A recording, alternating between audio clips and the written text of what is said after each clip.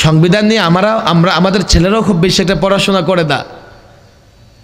মাঝে মধ্যে 11-র আগে আমরা একটা কথা প্রায় শুনতাম যে 72-এর সংবিধানে ফিরে যেতে হবে।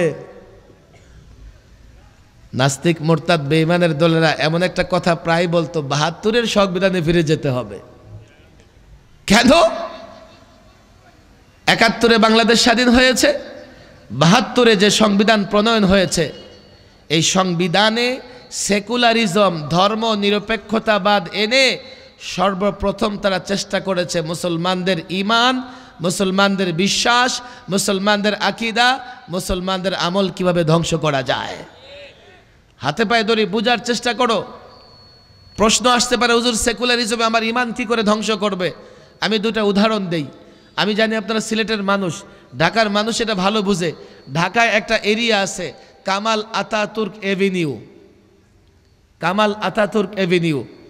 চট্টগ্রামে টানেলের রোডে আপনি ঢুকবেন, দেখবেন সেখানে আছে কামাল আতাতুর্ক রোড।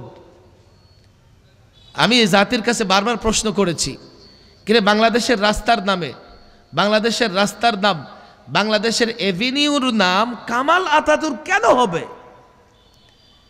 কোন সে ব্যক্তি 47-এ লড়াই করেছে বাংলাদেশের পক্ষে, পাকিস্তানের পক্ষে? কেন? 71-এ লড়াই করেছে, কই তাও না। দেশের জন্য কোনো অবদান, কই তাও না। তাহলে কামাল আতাতুর্ক নামের একটা ব্যক্তির নামে বাংলাদেশে কেন নামকরণ করা হবে? এই যুবকরা বুঝে নেয়। আফসোসের জায়গা হলো এটা। কেন নামকরণ করা হয়েছে? তারা কামাল আতাতুর্ক নয়, কামাল আতাতুর্কের মিশন, কামাল আতাতুর্কের ইজম, কামাল আতাতুর্কের কর্মপন্থা বাংলাদেশে গ্রহণ করবে বলে আগে কামাল আতাতুর্কের নামের সঙ্গে দেশের মানুষের পরিচয় করাতে চেয়েছে। কামাল আতাতুর্ক কি করেছে? মাদ্রাসার ছেলেরা ইতিহাস পড়ো। সর্বশেষ ওসমানী খেলাফত বিলুপ্ত হয়েছে তুরস্ক থেকে। তুরস্ক থেকে ওসমানী খেলাফত বিলুপ্ত হবার পরে কামাল আতাতুর্ক ইউরোপ থেকে সেকুলারিজম নিয়ে আসলেন।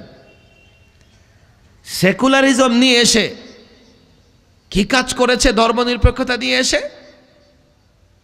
রেজাল্ট, ফলাফল দেখো। দাড়ি নিষিদ্ধ, হিজাব নিষিদ্ধ,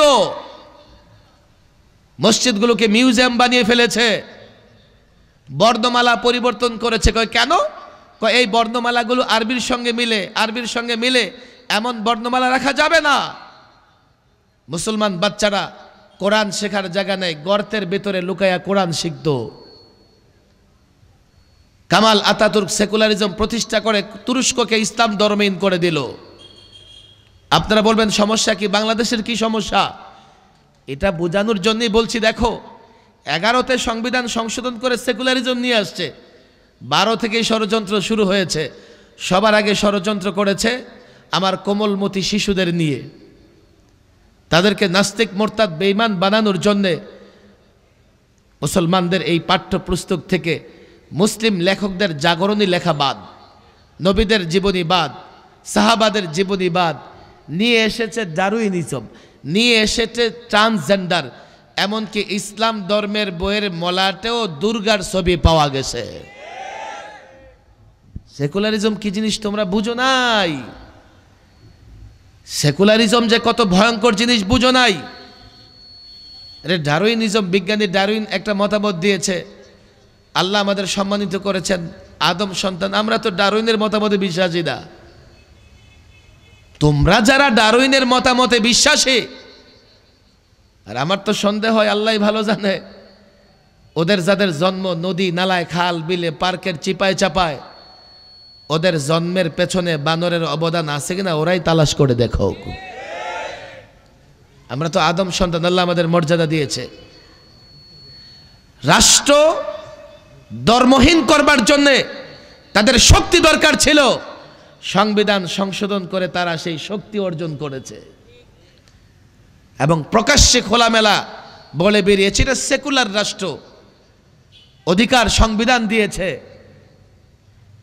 2 নাম্বার কারণ এটা, আজকে আমরা যখন সংবিধান সংস্কার করার উদ্যোগ নিয়েছি, আজকে আমরা দেশের পরিচয় ঠিক করবার উদ্যোগ নিয়েছি, আমরা নানা সংস্কার কাজে হাত দিয়েছি, ওই কসাই মুদির চেলা চামুন্ডা ইস্কনের সন্ত্রাসীরা মনে করতেছে 16 বছরে তো এই রাষ্ট্রকে পৌত্তলিক রাষ্ট্র বানানোর অনেক আয়োজন করছি, এখন তো ওরা কি করতেছে, আমরা যা কষ্ট করেছি আমাদের কষ্টে তো কষ্ট শেষ করে দিচ্ছে। কি করো? দেশটাকে অস্থির করো, নৈরাজ্য সৃষ্টি করো যাতে ওরা সংস্কার করতে না পারে, নৈরাজ্য সৃষ্টি করো যাতে ফেসিবাদীরা আবার ফিরে আসতে পারে। এই ফেসিবাদী শক্তি প্রথমে চেষ্টা করেছে মিস্টার ট্রাম্পের আশেক হইতে, ট্রাম্পের ছবি নিয়ে রাস্তায় নেমে যাও। কেন?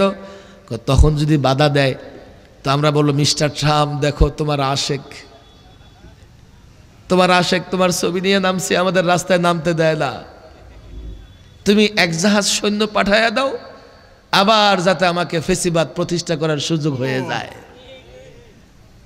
এখন তারা নরেন্দ্র মোদীকে আগ্রাসনের জন্য আপ্যায়ন করতেছে। দেখো দেখো দেখো বাংলাদেশের সংখ্যালঘু নির্যাতিত হচ্ছে, দেখো দেখো, তুমি একটু আগ্রাসন চালাও। আমি তো পরিষ্কার বলি, ছাত্র জনতা মনে রেখো, একথা ভুলে যেও না। 5ই আগস্টে যে বিপ্লব হয়েছে ট্রাম্পের উপর ভরসা করে নয়, 5ই আগস্ট পর্যন্ত যারা রক্ত দিয়েছে নরেন্দ্র মোদীর ভয়ে রাজপথ ছাড়ে নাই। 5ই আগস্ট পর্যন্ত ছাত্র জনতা ময়দানে আন্দোলন করেছে, একবারও ভেবে দেখে নাই ফেসিবাদের পক্ষে, ফেসিবাদের পেছনে কসাই মোদি আছে। এর মানে হচ্ছে তারা কসাই মোদিকে পরোয়া করে নাই, এর মানে হচ্ছে ট্রাম্পের উপর ভরসা করে নাই। দেশের জন্যে, দেশ বাঁচানোর জন্যে, ঈমান বাঁচানোর জন্যে লড়াই করেছে। ট্রাম্পের দোহাই দাও আর নরেন্দ্র মোদীর ভয় দেখাও। আল্লাহর কসম, ছাত্র জনতা মাঠে আছে। তাগুত, কাফের, বেঈমান এদেশে আগ্রাসন চালালে যার যা কিছু আছে তাই নিয়ে লড়াই করবে, প্রতিরোধ করবে। তাকবীর! ইসলাম তো ইসলাম, জিন্দাবাদ জিন্দাবাদ।